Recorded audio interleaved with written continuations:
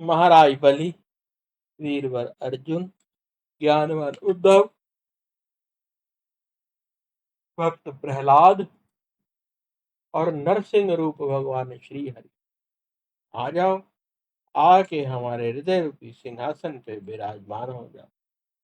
विराजमान होके भागवत के प्रथम स्कंद के 13वें अध्याय का रसपान करें। आज सूत जी विदुर जी के उपदेशों से धृतराष्ट्र और गंधारी के वन में जाने का वर्णन करेंगे।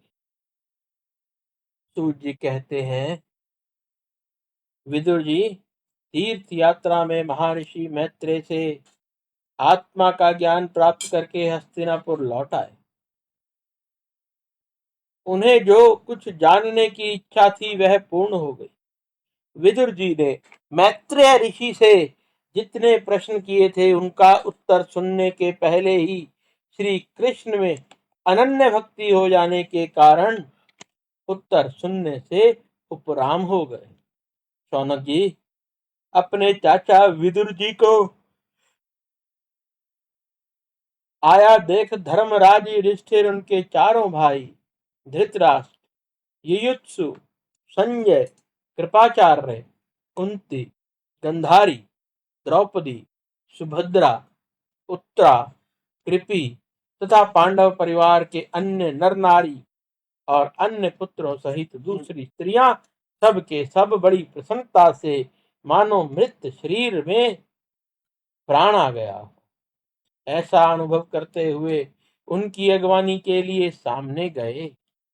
यथा योग्य आलिंगन और प्रणाम आदि के द्वारा सबसे मिले और विरह जनित उत्कंठा से कातर होकर सबने प्रेम के आंसू बहाए। युधिष्ठिर ने आसन पर बैठकर उनका यथोचित सत्कार किया।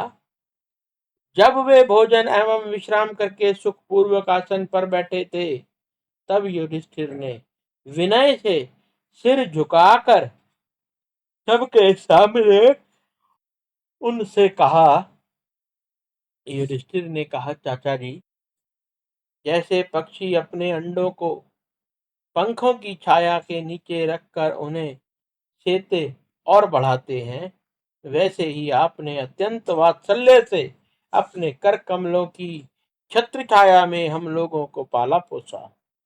बार बार आपने हमें और हमारी माता को विषदान, लाक्षागृह के दाह आदि विपत्तियों से बचाया है। क्या आप कभी हम लोगों को भी याद करते हैं?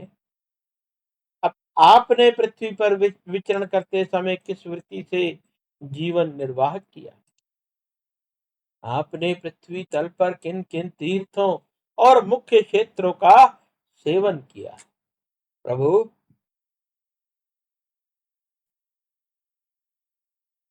आप जैसे भगवान के प्यारे भक्त स्वयं ही तीर्थ स्वरूप होते हैं। आप लोग अपने हृदय में विराजमान भगवान के द्वारा तीर्थों को भी महातीर्थ बनाते हुए विचरण करते हैं। चाचा जी, आप तीर्थ यात्रा करते हुए द्वारका भी अवश्य गए होंगे। वहां हमारे सूर्य भाई बंधु यादव लोग, जिनके एकमात्र आराध्य श्री कृष्ण हैं, अपनी नगरी में सुख से तो है ना? आपने यदि जाकर देखा नहीं तो सुना तो अवश्य ही होगा। युधिष्ठिर के इस प्रकार पूछने पर विदुर जी ने तीर्थों और यदुवंशियों के संबंध में जो कुछ देखा, सुना और अनुभव किया, सब क्रम से बतला दिया। केवल यदुवंश के विनाश की बात नहीं कही। करुणा हृदय विदुर जी पांडवों को दुखी नहीं देख सकते थे, इसलिए उन्होंने अप्रिय एवं असह्य घटना पांडवों को नहीं सुनाई, क्योंकि वह तो स्वयं ही प्रकट होने वाली थी। पांडव विदुर जी का देवता के समान सेवा सत्कार करते थे। वे कुछ दिनों तक अपने बड़े भाई धृतराष्ट्र के कल्याण कामना से सब लोगों को प्रसन्न करते हुए सुख पूर्वक हस्तिनापुर में ही रहे। विदुर जी तो साक्षात धर्मराज थे। मांडव्य ऋषि के शाप से ये 100 वर्ष के लिए शूद्र बन गए थे। इतने दिनों तक यमराज के पद पर अर्यमा थे और वही पापियों को उचित दंड देते थे। बात समझ में आई? जब धर्मराज विदुर बनकर धरती पे थे तो यमराज की जगह कौन थे? अर्यमा नाम था उनका। राज्य प्राप्त हो जाने पर अपने लोकपालों सरीखे भाइयों के साथ राजा युधिष्ठिर वंशधर परीक्षित को देखकर अपने अतुल संपत्ति से आनंदित रहने लगे। इस प्रकार पांडव ग्रस्त के काम धंधों में रम गए और उन्होंने पीछे एक प्रकार से यह बात भूल गए कि अनजाने में ही हमारा जीवन मृत्यु की ओर जा रहा है। अब देखते देखते उनके सामने वह समय आ पहुंचा जिसे कोई टाल नहीं सकता था। परंतु विदुर जी ने काल की गति जानकर अपने भाई धृतराष्ट्र से कहा, महाराज देखिए यह बड़ा भयंकर समय आ गया है, झटपट यहाँ से निकल चलिए। हम लोगों के सिर पर वह सर्वसमर्थ काल मंडराने लगा है जिसके टालने का कोई उपाय नहीं है। काल के वशीभूत होकर जीव का अपने प्रियतम प्राणों से भी बात की बात में वियोग हो जाता है। फिर धन जन आदि दूसरी वस्तुओं की तो बात ही क्या।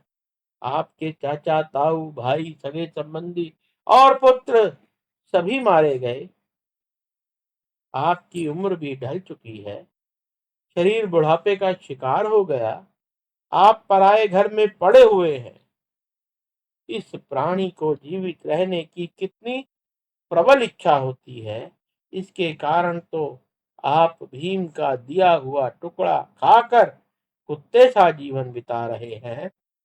जिनको आपने आग में जलाने की चेष्टा की, विष देकर मारना चाहा, भरी सभा में जिनकी विवाहिता पत्नी को अपमानित किया, जिनकी भूमि और धन छीन लिए, उन्हीं के अन्न से पले हुए प्राणों को रखने में क्या गौरव है।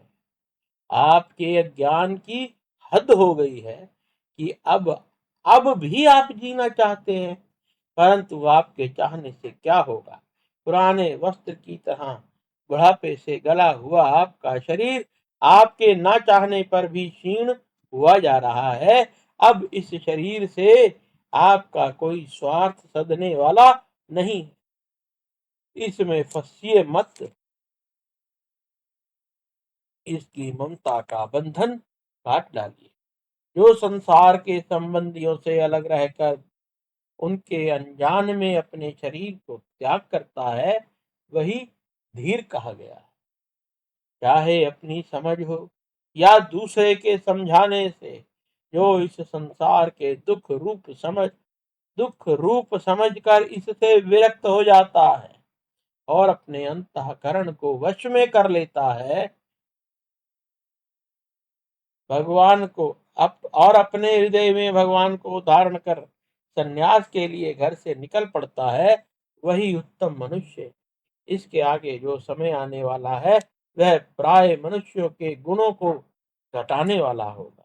इसलिए आप अपने कुटुंबियों से छिपकर उत्तराखंड में चले जाइए। जब छोटे भाई विदुर ने अंधे राजा को इस प्रकार समझाया, तब उनकी प्रज्ञा के नेत्र खुल गए। वे भाई बंधुओं के सुदृढ़ स्नेह पाश को काटकर अपने छोटे भाई विदुर के दिखलाए हुए मार्ग से निकल पड़े। जब परम पवित्रता सुबल नंदनी गंधारी ने देखा कि मेरे पति देव तो उस हिमालय की यात्रा कर रहे हैं जो सन्यासियों के को वैसा ही सुख देता है जैसा वीर पुरुषों को लड़ाई के मैदान में अपने शत्रु के द्वारा दिए हुए न्यायोचित प्रहार से होता है, तब वे भी उनके पीछे पीछे चल पड़े। अजात शत्रु युधिष्ठिर ने प्रातः काल संध्या वंदन तथा अग्निहोत्र करके ब्राह्मणों को नमस्कार किया और उन्हें तिल गो भूमि स्वर्ण का दान दिया। इसके बाद जब वे गुरु जनों के चरण वंदना के लिए राजमहल में गए, तब उन्हें धृतराष्ट्र, युधिष्ठिर तथा गांधारी के दर्शन नहीं हुए। युधिष्ठिर ने उद्विग्नचित्त होकर वहीं बैठे हुए संजय से पूछा, संजय, मेरे वृद्ध और नेत्रहीन पिता धृतराष्ट्र कहाँ हैं? पुत्र शोक से पीड़ित दुखिया माता गंधारी, मेरे परम हितैषी चाचा विदुर जी कहाँ चले गए? ताऊ जी अपने पुत्रों और बंधु बांधवों के मारे जाने से दुखी थे।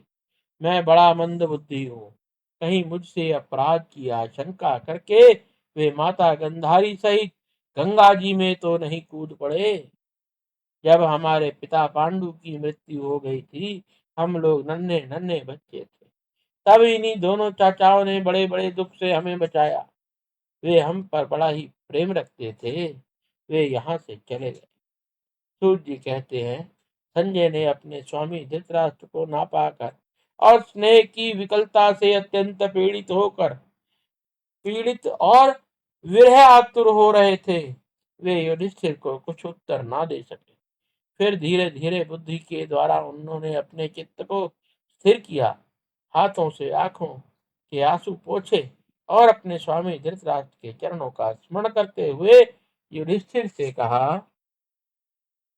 संजय बोला, कुलनंदन, मैं आपके दोनों चाचा गंधारी के संकल्प का कुछ भी पता नहीं है। महाबाहु, मुझे तो उन महात्माओं ने ठग लिया। संजय इस प्रकार कह ही रहे थे कि तंबुरु के समान देवऋषि नारद, तंबुरु के साथ देवऋषि नारद जी वहां आ पहुंचे। महाराज युधिष्ठिर ने भाइयों सहित उठकर उन्हें प्रणाम किया और उनका सम्मान करते हुए बोले। युधिष्ठिर ने कहा, भगवान, मुझे अपने दोनों चाचाओं का पता नहीं लग रहा। न जाने वे दोनों और पुत्र शोक से व्याकुल तपस्विनी माता गंधारी यहाँ से कहाँ चली गई। भगवान, अपार समुद्र में कर्णधार के समान आप ही हमारे पारदर्शक हैं। तब भगवान ने परम भक्त भगवत में देवऋषि नारद जी ने कहा, धर्मराज, तुम किसी के लिए शोक मत करो, क्योंकि यह सारा जगत ईश्वर के वश में है। सारे लोग और लोकपाल विवश होकर ईश्वर की आज्ञा का पालन कर रहे हैं। वही एक प्राणी को दूसरे से मिलाता है और वही अलग भी करता है। जैसे बैल बड़ी रस्सी में बंधे हुए छोटी रस्सी से नथे रहकर अपने स्वामी का भार ढोते हैं, उसी प्रकार मनुष्य भी वर्ण आश्रम आदि अनेक प्रकार के नामों से वेद रूप रस्सी में बंधकर ईश्वर की ही आज्ञा का अनुसरण करते हैं। जैसे संसार में खिलाड़ी की इच्छा से ही खिलौनों का संयोग और वियोग होता है, वैसे ही भगवान की इच्छा से मनुष्यों का मिलना और बिछुड़ना होता है। तुम लोगों को जीव रूप से नित्य मानो या देह रूप से अनित्य, अथवा जड़ रूप से अनित्य और चेतन रूप से नित्य, अथवा शुद्ध ब्रह्म रूप से नित्य अनित्य, कुछ भी मानो, किसी भी अवस्था में मोहजन्य आसक्ति के अतिरिक्त वे शोक करने योग्य नहीं है। इसलिए धर्मराज, वे दीन दुखी चाचा चाची असहाय अवस्था में मेरे बिना कैसे रहे। इस ज्ञानमय मन की विकलता छोड़ दो। यह पंचभौतिक शरीर काल कर्म और गुणों के वश में है। अजगर के मुंह में पड़े हुए पुरुष के समान यह पराधीन शरीर दूसरों की रक्षा ही क्या कर सकता है। हाथ वाले के बिना हाथ वाले, चार पैर वाले पशुओं के बिना पैर वाले और उनमें भी बड़े जीवों के छोटे जीव आहार है। इस प्रकार एक जीव दूसरे जीव के जीवन का कारण हो रहा है। इन समस्त रूपों में जीवों के बाहर और भीतर एक ही स्वयं प्रकाश भगवान, जो संपूर्ण आत्माओं के आत्मा है, माया के द्वारा अनेक प्रकार से प्रकट हो रहे हैं। तुम केवल उन्हीं को देखो। महाराज, समस्त प्राणियों को जीवन दान देने वाले हैं। वे ही भगवान इस समय पृथ्वी तल पर देवद्रोहियों का नाश करने के लिए काल रूप से अवतीर्ण हुए हैं। अब वे देवताओं का कार्य पूरा कर चुके हैं। थोड़ा सा काम शेष है, उसी के लिए रुके हुए हैं। जब तक वे प्रभु यहाँ हैं, तब तक तुम लोग भी उनकी प्रतीक्षा करते रहो। धर्मराज, हिमालय के दक्षिण भाग में जहाँ सप्तऋषियों की प्रसन्नता के लिए गंगा जी ने अलग अलग 7 धाराओं के रूप में अपने को 7 भागों में विभक्त कर दिया है, जिन्हें सप्त स्रोत कहते हैं, वही ऋषियों के आश्रम पर धृतराष्ट्र अपनी पत्नी गंधारी और विदुर के साथ गए हैं। वहां के त्रिकाल स्नान और विधि पूर्वक अग्निहोत्र करते हैं। अब उनके चित्त में किसी प्रकार की कामना नहीं है। वे केवल जल पीकर शांत चित्त से निवास करते हैं। आसन जीतकर प्राणों को वश में करके उन्होंने अपनी 6 इंद्रियों के विषय से लौटा लिया है। भगवान की धारणा से उनके तमोगुण, रजोगुण और सत्वगुण के मल नष्ट हो चुके हैं। उन्होंने अहंकार को बुद्धि के साथ जोड़कर और उसे क्षेत्रज्ञ आत्मा में लीन करके उसे भी महाकाश में घटाकाश के समान सर्वाधिष्ठान ब्रह्म में एक कर दिया है। उन्होंने अपनी समस्त इंद्रियों और मन को रोककर समस्त विषयों को बाहर से ही लौटा दिया और माया के गुणों से होने वाले परिणामों को सर्वदा मिटा दिया है। समस्त कर्मों का संन्यास करके वे इस समय ऊंट की तरह स्थिर होकर बैठे हुए हैं। तुम उनके मार्ग में विघ्न रूप मत बनना। धर्मराज, आज से 5वें दिन वे अपने शरीर का परित्याग कर देंगे और वह जलकर भस्म हो जाएगा। ग्रह पत्यादि अग्नियों के द्वारा पर्णकुटी के साथ अपने पति के मृतदेह को जलते हुए देख बाहर खड़ी हुई साध्वी गंधारी भी पति का अनुगमन करती हुई उसी आग में प्रवेश कर जाएगी। धर्मराज विदुर जी अपने भाइयों का आश्चर्यमय मोक्ष देखकर हर्षित और वियोग देखकर दुखित होते हुए वहां से तीर्थ सेवन के लिए चले जाएंगे। देव ऋषि नारद यों कहकर तंबूरे के साथ स्वर्ग को चले गए। धर्मराज युधिष्ठिर ने उपदेशों को हृदय में धारण करके सब शोक त्याग दिया। बोलो श्री कृष्ण भगवान की जय।